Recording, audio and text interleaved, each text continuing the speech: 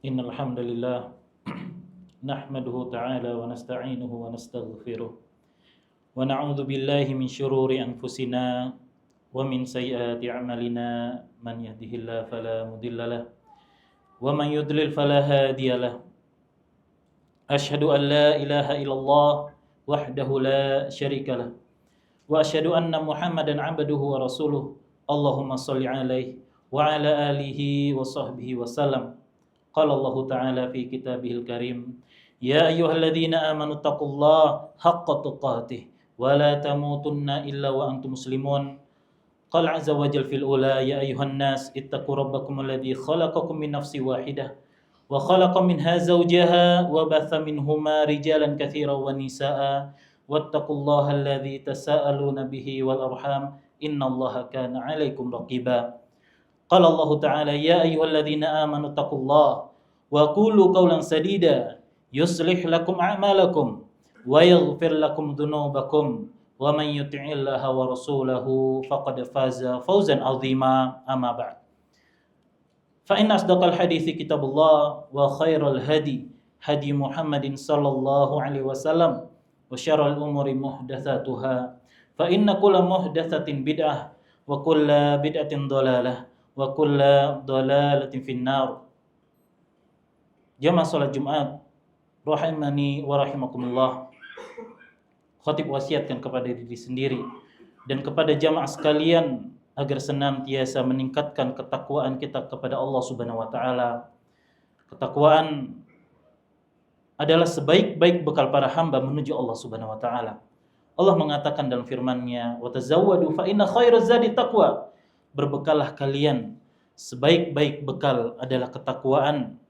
Ketakwaan berarti kita menjalankan segala perintah Allah dengan dasar ilmu, mengharap pahala darinya, dan menghindari segala larangan Allah dengan dasar ilmu, dan disertai rasa takut terhadap siksaannya. Dan ketahuilah bahwasannya indikator kebaikan, kesempurnaan seorang hamba di mata Allah Subhanahu wa taala bukanlah tentang kekayaannya, tentang fisiknya, tentang pengikutnya, akan tetapi kadar ketakwaannya kepada Allah Subhanahu wa taala. Allah mengatakan, inna akramakum indallahi atqakum. Sesungguhnya orang yang paling mulia di antara kalian di sisi Allah adalah orang yang paling bertakwa. Oleh karenanya, bisa jadi ada orang yang dipandang mulia masyarakat, dihormati karena kedudukannya, karena jabatannya, karena kekayaannya, tetapi ia hina di mata Allah Subhanahu wa taala karena ia meninggalkan sholat, ia meninggalkan kewajiban-kewajiban Allah Subhanahu wa taala. Di sisi lain, ada orang yang dipandang hina oleh lingkungannya karena profesinya, karena penyakitnya, karena status sosialnya, akan tetapi ia mulia di mata Allah Subhanahu wa taala karena keimanannya, karena ia senantiasa menjalankan kewajiban dan meninggalkan larangan Allah Subhanahu wa taala.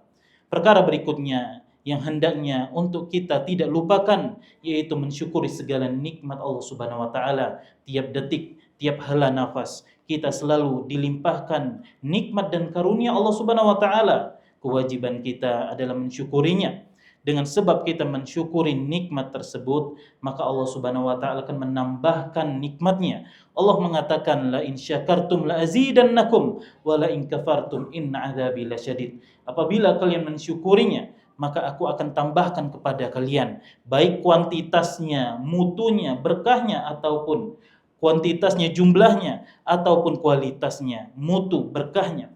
Dan apabila kalian mengkufurinya, maka ketahuilah azabku sangat pedih. Allah mengancam hamba-hambanya yang tidak mensyukuri nikmat. Oleh karena itu penting bagi kita untuk mengetahui bagaimana mensyukuri nikmat. Karena kita tidak pernah lepas dari nikmat Allah. Yang pertama adalah dengan hati kita. Kita mengakui bahwasanya segala nikmat yang ada pada diri kita datangnya dari Allah Subhanahu wa taala. Wa ma bikum min ni'matin fa minallah. Segala kenikmatan yang ada pada diri kalian datangnya dari Allah Subhanahu wa taala. Jangan kita seperti Qarun yang mengatakan wa ma utituhu ala ilmin indi. Segala kenikmatan yang ada pada diriku karena ilmuku. Kita mengatakan harta yang kita miliki karena kita kerja keras, kita cerdas. Kita mengatakan kesehatan yang kita miliki karena kita rajin berolahraga atau menjaga makan. Yang kedua, hendaknya kita mensyukuri nikmat kita dengan lisan. kita mengucapkan alhamdulillah, kita akui, kita ikrarkan nikmat tersebut, kita sandarkan nikmat tersebut kepada Allah Subhanahu wa taala. Yang ketiga, kita gunakan kenikmatan tersebut dalam rangka ibadah kepada Allah Subhanahu wa taala, mendekatkan diri kepada Allah Subhanahu wa taala, melakukan ketaatan kepada Allah Subhanahu wa taala. Sebagaimana firman Allah Subhanahu wa taala, "I'mala Daud syukra." Beramallah keluarga Daud sebagai bentuk syukur. Inilah tantangan kita. Bagaimana kita menggunakan kenikmatan kita untuk beribadah kepada Allah Subhanahu wa taala, bukan sarana untuk bermaksiat. Sebagaimana dikatakan Abu Hazim Salamah bin Dinar, "Kullu ni'matin la tuqarribuka ila Allah fa hiya baliyah."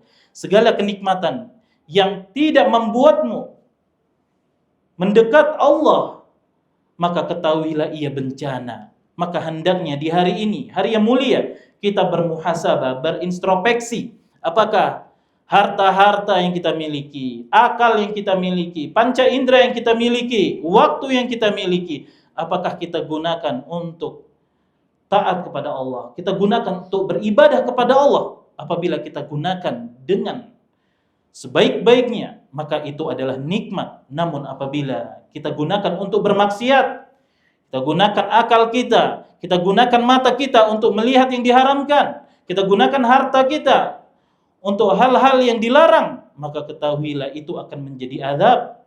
Tsumma la tus'alunna yauma idzin 'anil na'im. Kemudian di hari itu kalian akan diminta pertanggungjawaban oleh Allah Subhanahu wa taala. Ma'asyiral muslimin rahimani rahimakumullah. Di antara nikmat yang besar yang kita alami sekarang, yaitu kita berada di hari-hari yang mulia,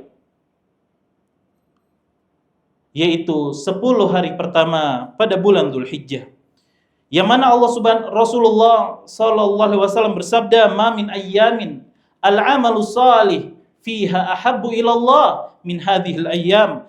Tidak ada hari yang mana amalan soleh lebih dicintai oleh Allah Subhanahu wa taala daripada hari-hari ini. Ini merupakan hari-hari yang agung. Kita sekarang berada pada tanggal 3 Dzulhijjah. Masih ada 7 hari lagi. Allah juga berfirman mengenai hari ini, di mana Allah mengatakan wal fajr walayalin asyr, demi waktu fajar dan demi 10 malam. Para ulama tafsir, di antaranya Ibnu Abbas mengatakan bahwasannya 10 malam yang dimaksud adalah 10 hari pertama pada bulan Dzulhijjah. Sesungguhnya kedatangan hari-hari yang agung ini membuat gembira orang-orang yang beriman. Bagaimana tidak? Karena hari ini merupakan kesempatan kita untuk mendulang banyak pahala. Karena sesungguhnya dengan adanya hari-hari yang mulia, amalan soleh kita dilipat gandakan oleh Allah Subhanahu wa taala, sehingga kita bisa mendapatkan pahala yang besar dengan amalan yang ringan. Maka dari itu, saudaraku sekalian, kita berusaha menggunakan hari-hari ini untuk banyak beribadah kepada Allah Subhanahu wa taala. Di antara amalan yang sangat utama di hari-hari ini adalah yang pertama, memperbanyak zikir kepada Allah Subhanahu wa taala. Zikir adalah amalan yang disyariatkan kapan saja, di mana saja. Rasulullah mengatakan, la yazalu lisanuka radban min dzikrillah. Hendaklah lisanmu, lidahmu senantiasa berzikir, senantiasa berzikir kepada Allah Subhanahu wa taala. Akan tetapi di hari-hari ini perbuatan tersebut, amalan tersebut lebih ditekankan karena Allah Subhanahu wa taala mengatakan wa yadhkurusmallahi fi ayyamin ma'lumat, agar mereka berzikir kepada Allah di hari-hari yang telah diketahui. Kata Ibnu Abbas, hari-hari yang telah diketahui adalah 10 awal bulan Dzulhijjah, dan zikir yang utama yaitu bertakbir. Hal ini sebagaimana yang diriwayatkan oleh Imam Abu Daud dalam sunannya, yang mengatakan Abu Hurairah dan Abdullah ibnu Umar sengaja mendatangi pasar dan bertakbir, dan orang-orang pun ikut bertakbir dengan takbirnya. Oleh karena itu para ulama menyebutkan bahwa takbir Idul Adha ada 2 macam. Yang pertama adalah takbir mutlak, Takbir yang kita ucapkan di mana saja, kapan saja, dan ini dimulai dari 1 Dzulhijjah sampai tanggal 13 Dzulhijjah. Yang kedua adalah takbir muqayyad, yaitu yang dilakukan setelah sholat fardu, dan itu dimulai dari sholat subuh tanggal 9 Dzulhijjah dan diakhiri sholat asar pada tanggal 13 bulan Dzulhijjah. Maka saudaraku, hendaknya kita memperbanyak takbir kita, tahlil kita, tahmid kita. Begitu ringannya ucapan takbir di lisan kita, saya yakin semuanya bisa melakukan. Subhanallah. Saya yakin semuanya kita bisa mengucapkan Allahu Akbar. Bahkan kalau kita ucapkan mungkin hanya 1 detik, tapi subhanallah, betapa banyak yang hatinya dan lisannya keluh untuk berzikir kepada Allah Subhanahu wa taala diakibatkan maksiat yang dilakukan. Maka di hari-hari ini hendaknya kita berusaha agar lisan kita basah berzikir kepada Allah Subhanahu wa taala. Ini adalah amalan yang agung yang sangat ditekankan oleh Allah Subhanahu wa taala di hari-hari ini. Yang berikutnya adalah berpuasa. Di antara amalan kedua yaitu kita berpuasa, karena sesungguhnya Rasulullah Sallallahu Alaihi Wasallam memperbanyak puasa di hari-hari ini. Walaupun para ulama berbeda pendapat apakah boleh berpuasa dari tanggal 1 sampai tanggal 9 terus menerus, jumhur dan kebanyakan ulama mengatakan bahwasannya hukumnya makruh, karena Aisyah istri Nabi Rasulullah Sallallahu Alaihi Wasallam mengatakan bahwasannya ia belum pernah melihat Rasulullah berpuasa pada 10 awal bulan Dzulhijjah. Namun sebagian ulama mengatakan karena terdapat riwayat dari istri Nabi yang lain bahwasanya Rasulullah tidak pernah meninggalkan puasa pada hari 10 pertama bulan Dzulhijjah. Namun untuk kehati-hatian, hendaknya kita berusaha berpuasa namun tidak penuh dari tanggal 1 sampai tanggal 9 Dzulhijjah. Karena Rasulullah sallallahu alaihi wasallam apabila Aisyah mengetahuinya, maka beliau akan menyampaikan kepada kita, karena beliau Aisyah adalah istri Nabi SAW yang sangat dekat dengan Rasulullah, dan tentu Rasulullah akan menganjurkannya kepada Aisyah dan kepada umatnya. Yang ketiga, amalan yang sangat ditekankan pada hari-hari ini adalah untuk kita menyembelih kurban. Sesungguhnya ia adalah sembelihan yang agung sebagaimana yang disebutkan oleh Allah Subhanahu wa taala, wa fadaina bidzibhin azim, dan kami gantikan ia dengan sembelihan yang besar. Allah mensifati bahwasannya ia adalah sebagai sembelihan yang besar, dan ketahuilah bahwasannya tujuan kurban yang insyaallah akan kita laksanakan nanti yaitu bukan tentang daging sama sekali. Bagaimana kita membuat sate, memakan daging sama sekali bukan, tetapi tujuan daripada hewan kurban adalah sembelihannya, ibadah menyembelihnya. Makanya Allah Subhanahu wa taala menyebutnya sebagai sembelihan yang besar.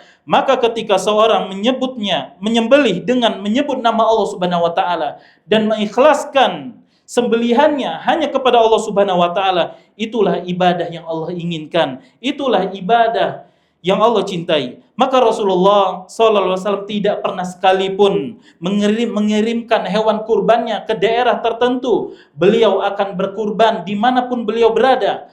Ketika beliau di Madinah, maka beliau akan berkurban di sana. Dan beliau ketika safar, maka pun beliau akan menyembelih kurban ketika safar. Oleh karena itu, walaupun demikian, ulama membolehkan apabila kita mengirim kurban ke daerah tertentu yang di sana ada maslahat, misalnya mereka sangat membutuhkan, dan ini untuk menampakkan syiar Islam. Aqulu qauli hadza wastaghfirullahi wa lakum innahu huwal ghafurur rahim. Innal hamdalillah hamdan katsiran thayyiban mubarakan fi kama yuhibbu rabbuna wa yarda. Wassalatu wassalamu ala Rasulillah wa ala alihi wa sahbihi wasallam. Di antara amalan yang besar juga di hari ini yaitu kita berpuasa pada tanggal 9 bulan Dzulhijjah yang disebut dengan puasa hari Arafah. Rasulullah mengatakan siyamu yaumi Arafah ahtasibu 'ala Allah an yukaffira sanata allati qablahu wa sanata allati ba'dahu. Berpuasa di hari Arafah bisa menghapuskan 2 tahun, setahun yang sebelumnya dan setahun yang akan datang. Tapi perlu diketahui bahwasannya dosa yang dihapus dengan puasa hari Arafah adalah dosa-dosa kecil. Adapun dosa besar ia hanya dihapus dengan kita bertaubat kepada Allah Subhanahu wa taala. Ma'asyiral muslimin rahimani wa rahimakumullah. Ketika amalan soleh dilipat gandakan di hari-hari yang mulia ini, demikian pula perbuatan dosa, maka menjadi besar di mata Allah Subhanahu wa taala perbuatan dosa yang dilakukan hari-hari ini. Para ulama mengatakan bahwa perbuatan dosa yang dilakukan di hari-hari yang sangat mulia menjadi besar di mata Allah Subhanahu wa taala. Oleh karenanya, hendaknya kita berhati-hati, jangan sampai kita melakukan dosa, karena apabila kita melakukan dosa maka dia akan dilipat gandakan oleh Allah Subhanahu wa taala. Jangan sampai kita menjadi rugi, lebih banyak dosa kita dibandingkan dengan pahala kita. Maka dari itulah Allah memberikan kepada kita hari-hari yang mulia ini sebagai hadiah untuk orang-orang yang beriman, dan menjadi hari kebinasaan untuk orang-orang yang suka berbuat besar. Aqulu qawli hadza wa astaghfirullah li wa lakum. Allahumma shalli ala Muhammad wa ala ali Muhammad kama shallaita ala Ibrahim wa ala ali Ibrahim innaka Hamidum Majid. Wa barik ala Muhammad wa ala ali Muhammad kama barakta ala Ibrahim wa ala ali Ibrahim innaka Hamidum Majid. Allahumma ighfir lil muslimina wal muslimat wal mu'minina wal mu'minat al ahya'i minhum wal amwat innaka qaribun mujibu da'wat fa ya qadiyal hajat. Allahumma a'izzal Islam wal muslimin wa adil syirka wal musyrikin. Allahumma ansur ikhwanana fi Palestin. Allahumma ansur ikhwanana al-mujahidina fi Palestin. Allahumma thabbit imanahum wa aqdamahum wa anzil sakinata fi qulubihim wa dammir daulat Israel wa dammirhum tadmira. Rabbana atina fid dunya hasanah wa fil akhirati hasanah wa qina adzabannar. Allahumma inna nas'aluka al-huda wa tuqa wal afafa wal ghina. Allahumma inna nas'aluka ilman nafi'an wa rizqan thayyiban wa amalan mutaqabbalan. Akhiru da'wana alhamdulillahi rabbil alamin. Aqimus shalah.